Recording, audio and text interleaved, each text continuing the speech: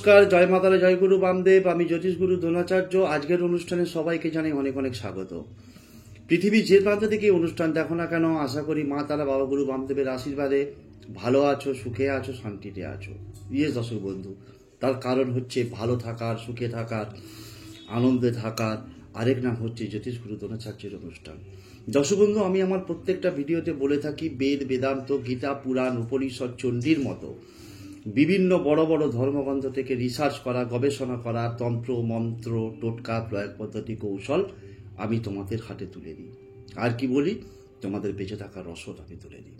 আমাদের দৈনন্দিন জীবনে যে সমস্ত সমস্যা আছে, যেমন আমাদের পারিবারিক সমস্যা, যেমন আমাদের অর্থনৈতিক সমস্যা, যেমন আমাদের সামাজিক সমস্যা, তার সাথে সাথে আমি কি বলে থাকি দর্শক বন্ধু, যে আমাদের জীবনের যে দুটো পার্ট, একটা হচ্ছে বিবাহের পূর্ববর্তী জীবন, যেখানে আমরা ভালোবাসার সম্পর্কে কারোর সাথে জড়িয়ে পড়ি, আমাদের প্রেমজ একটা সম্পর্ক তৈরি হয়, এবং বিবাহের যে পরবর্তী জীবন, যেটা অত্যন্ত মোস্ট ভাইটাল ইম্পর্টেন্ট একটা life, that is called conjugal life, marriage life, বিবাহিত জীবন।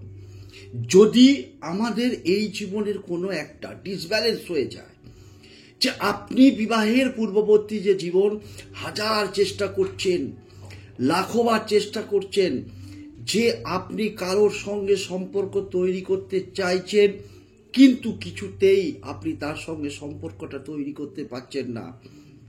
অন্যায় নয়, অপরাধ নয়, যে আপনি একজনের সাথে সম্পর্ক তৈরি করবার জন্য মুখিয়ে আছেন, কোনো না কোনো জায়গায় তার সাথে দেখা হয়েছিল, পরিচয় হয়েছিল, কিন্তু সে আপনাকে কোনোভাবেই পাত্তা দিচ্ছে না। অথবা একটা সম্পর্ক ছিল 1 বছর, 2 বছর, 5 বছর, 10 বছরের সম্পর্ক, এরকম বহু ধরনের সম্পর্ক দেখেছি, ভেঙে টুকরো টুকরো হয়ে গেছে। অথবা দুজনের মধ্যে প্রচুর মিল রয়েছে, কিন্তু পারিবারিক কারণে সেই সম্পর্কটা ভেঙে গেছে। তাই আপনি হাজার চেষ্টা করেও আপনার যে মনের মানুষ, আপনার আকাঙ্ক্ষিত মানুষ, তাকে আপনি পাচ্ছেন না, তার ভালোবাসা পাচ্ছেন না। শুধু আপনার শরীরের একটা বিশেষ অঙ্গ, সেই অঙ্গটাকে আপনি কি করবেন না, একটা শব্দ আমি বলবো, যে শব্দটা আপনাকে লিখতে হবে। তাহলে দেখবেন যে আপনাকে ছাড়া সেই মানুষটিকে, যে আপনার পার্টনার থেকে লাইফ পার্টনার আপনি তাকে বানাবেন, যে আপনার বন্ধু ছিল তাকে আপনি জীবন সঙ্গী করতে চাইছেন, সেই মানুষটা আপনাকে ছাড়া একটা সেকেন্ডও থাকতে পারবে না। কি পুরোপুরি প্রক্রিয়াটা জেনে নেব, তার বিশ্লেষণ। দর্শক বন্ধু, আজকালকার দিনে আমরা আরেকজনকে ভালোবাসি, ভালোবাসার সম্পর্ক তৈরি করি, কিন্তু সেই সম্পর্কের মাঝখানে অনেক রকম সমস্যার সৃষ্টি হয়। তখন আমরা প্রচুর চেষ্টা করি, হাজার চেষ্টা করি, লাখোবার চেষ্টা করি, যে কি করে আমি তার সাথে যে একটা সম্পর্ক, তার মধ্যে তিক্ততা এসেছিল, সেই সম্পর্কটাকে আমি সুমধুর করব না। হয়তো কোনো একটা কারণে ভুল বোঝাবুঝি হয়েছিল, সেই ভুল বোঝাবুঝিটাকে দূরে সরিয়ে দেব, দূরে সরিয়ে দিয়ে সম্পর্কটাকে আবার সুন্দর করে করে তুলব। কিন্তু আপনি চাইলেই তো আর হবে না, এখানে দুজনকেই চাইতে হবে। আমি যদি হাততালি মারি, তাহলে দুটো হাতের সাহায্যে আমি হাততালিটা মারছি, একটা হাতে কোনোদিন হাততালি মারা যায় না। সেই রকম বিবাহের পূর্ববর্তী জীবন, ভালোবাসার সম্পর্ক এবং দাম্পত্য জীবনের সম্পর্ক, যে আপনার স্বামী, আপনার স্ত্রী আপনাকে কোনোভাবে সহ্য করতে পারছে না, আপনার কথা তার একদম তেলে বেগুনে জ্বলে ওঠে কথা শুনলেই। হয়তো আপনি তার সঙ্গে দুর্ব্যবহার করেছেন, হয়তো আপনি তাকে কোনোভাবে মিসগাইড করেছেন, তার এখন মনে হয়েছে যে না, এইটা আমার জীবনে তো ভুল ছিল, তাই হয়তো সে আপনাকে আর পাত্তা দিচ্ছে না।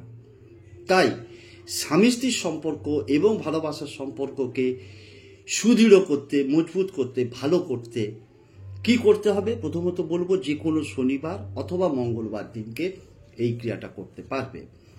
সূর্যোদয় থেকে সূর্যাস্তের মধ্যে এই ক্রিয়াটা তোমরা করবে। তার জন্য প্রয়োজন হচ্ছে একটা কালো কালির মার্কার পেন। কালো কালির মার্কার পেন, তার সঙ্গে হচ্ছে একটি গ্লাস এবং এক টুকরো, ছোট্ট একটা ফটকিরির টুকরো। কি বলেছি দর্শক বন্ধু? না, যে কোনো শনিবার অথবা মঙ্গলবার দিনকে সূর্যোদয় থেকে সূর্যাস্তের মধ্যে এই ক্রিয়াটা করতে হবে। তবে বেস্ট টাইম আমি বলবো সকাল 9টা থেকে দুপুর 12টার মধ্যে এই ক্রিয়াটা করতে পারলে ভীষণ ভালো হয়। যদি এই টাইমটা মেনটেন করতে না পারো, তাহলে তোমরা সকাল 9টা থেকে 12টার মধ্যে এই টাইমটা মেনটেন করবে, কিন্তু সূর্যোদয় থেকে সূর্যাস্তের মধ্যে করা যাবে। তাহলে কি বলেছি? যে কোনো মঙ্গলবার অথবা শনিবার এই ক্রিয়াটা করতে পারবে। তাহলে ধরে নিচ্ছি আমি যে তোমরা মঙ্গলবারে এই ক্রিয়াটা করবে। তাহলে সোমবার দিনকে রাত্রেবেলায় শুতে যাবার সময় যে কোনো একটা গ্লাসে একটা 1 কাপ আন্দাজ বা 2 কাপ আন্দাজ জল নিলে, এমনি যে জল আমরা খাই বা যে জল ব্যবহার করি, জল নিলে তার মধ্যে ফটকির টুকরোটা দিয়ে দিলে, সেটাকে তুমি যেখানে ঘুমাচ্ছ তার পাশে রেখে চাপা দিয়ে ঘুমিয়ে পড়ো। পরদিন অর্থাৎ মঙ্গলবার দিন, যদি শনিবারে করো তাহলে শুক্রবার রাত্রেবেলায় জলটা ফটকিরিতে রেখে ঘুমাবে।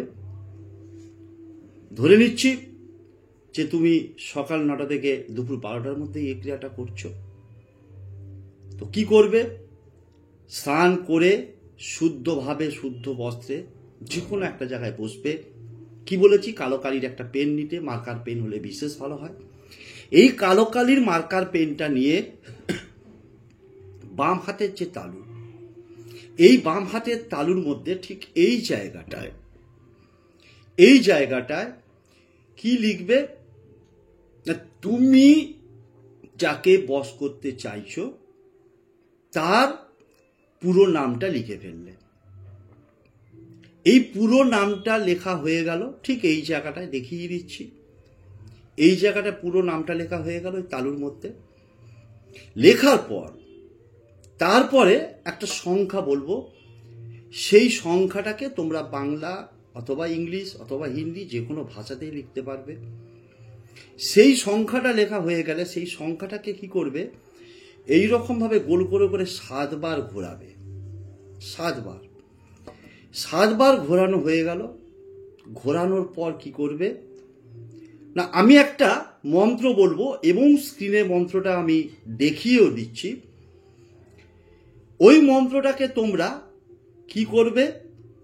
না, আবারও এখানটা একটু রিপিট করছি। বাম হাতের তালুতে কালো কালির পেন দিয়ে যাকে বশ করতে চাইছো তার পুরো নামটা লিখলে পদবী সমেত। তারপর একটা সংখ্যা বলবো, যে সংখ্যাটাকে লিখে পেন দিয়েই সেই সংখ্যাটাকে গোল করে ঘড়ির কাঁটা যেভাবে ঘোরে ঠিক ক্লকওয়াইজ এরকম করে 7 বার, এই যে আমি যেভাবে দেখাচ্ছি এরকম 7 বার ঘোরালে, ঘোরানোর পর দুটো হাতের তালুকে আমি একটা মন্ত্র বলবো। যে মন্ত্রটা 33 বার বলতে বলতে তুমি কি করবে? দুটো হাতকে 33 বার বলবে আর দুটো হাতকে এরমভাবে রগড়াবে দুটো তালুকে। যে কোনো দিকে মুখ করে যে কোনো জায়গায় বসে করবে, কিন্তু যে শুদ্ধভাবে, শুদ্ধ বস্ত্রে। এবং 33 বার মন্ত্রটা যখন তুমি বলছো এবং দুটো হাতের তালুকে রাব করছো অর্থাৎ রগড়াচ্ছ, ঘষছো, অবশ্যই যাকে তুমি বশ করতে চাইছো। তাহলে গুরুজি, এখানে বশকারীর পুরো নাম, কাকে কাকে আমি বশ করতে পারবো অথবা কার মুখটা আমি স্মরণ করব? না, তোমার বয়ফ্রেন্ড, গার্লফ্রেন্ড, হাজব্যান্ড, ওয়াইফ, যদি কারোর সঙ্গে বন্ধুত্ব থেকে থাকে, সেই যে বন্ধুত্বের সম্পর্কটা কোনো কারণে নষ্ট হয়ে গেছে, পাড়া প্রতিবেশী, আত্মীয় স্বজন। প্রথমত বলি, যে কোনো ধর্মের মানুষ এই ক্রিয়াটা করতে পারবে, তার অনুমতি দিয়ে রাখলাম। এবং এই বশীকরণের কোনো সাইড এফেক্ট নেই, পার্শ্ব প্রতিক্রিয়া নেই। তাই যদি কেউ মনে করে যে বাবা মায়েরা তার সন্তান তার কথাবার্তা শুনছে না, করো এই প্রয়োগ, শুধু তাকে জানতে দিও না। তাহলে দেখবে যে কিভাবে তোমার গ্রিপে এসে যাবে, কাবুতে এসে যাবে। তো প্রথম কথা হচ্ছে যে বশকারী পুরো নাম লিখলে তারপরে কি লিখবে, সংখ্যাটা 7, 7টা লিখে হাতের তালুতে, আবারও এখানে দেখাচ্ছি বশকারীর পুরো নাম, তারপরে লিখলে 7, 7 দিয়ে ঘড়ির কাঁটা যেরকমভাবে ঘোরে আমি যেভাবে দেখাচ্ছি 7 বার ঘোরালে ঘুরিয়ে এই যে মন্ত্রটা বলবে, মন্ত্রটা স্ক্রিনে দেখাচ্ছে, দেখে নাও।